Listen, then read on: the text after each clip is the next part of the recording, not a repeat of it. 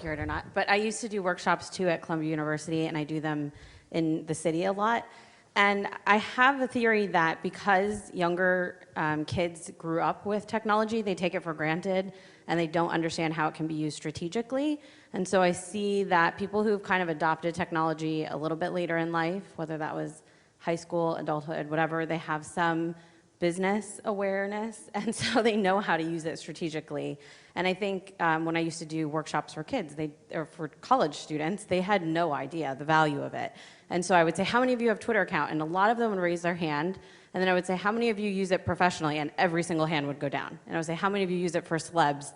Every hand goes up. So they're using it socially, but I think, we often say like, oh, just hire an intern from a college, they'll know what to do with my Twitter account.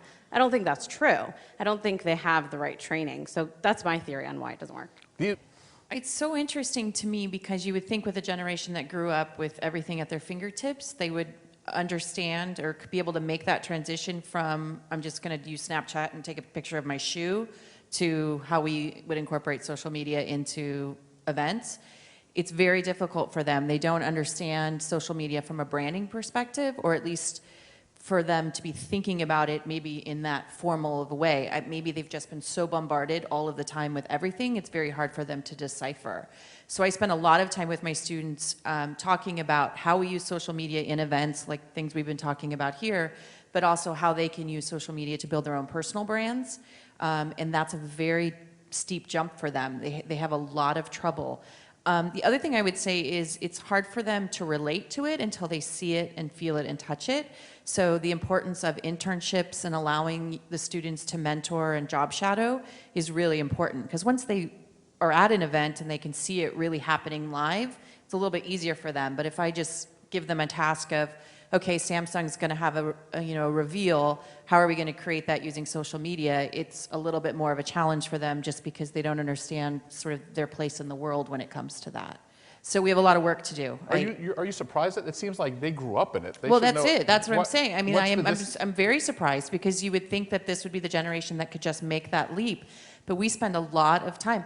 LinkedIn, I mean, you would think that they would understand the importance of LinkedIn. And all of my young students, I mean, I teach both at a university and in a community college.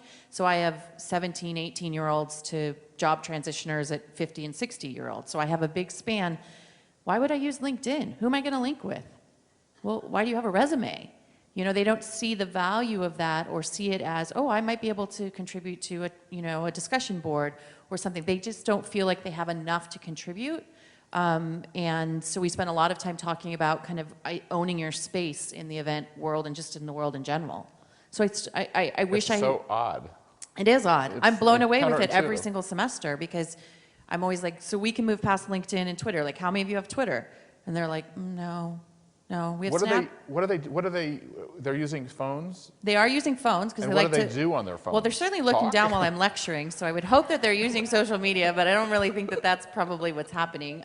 Some of them will use Twitter, and those that I do follow, my own students that I do follow, we oftentimes have to have a conversation about the fact of what they are putting out into the world and how that never goes away. What kind of students are they? Is there a sort of an income thing going on here? Is there what is it? Well, I mean, I teach at a community college, so it could partially be an income thing.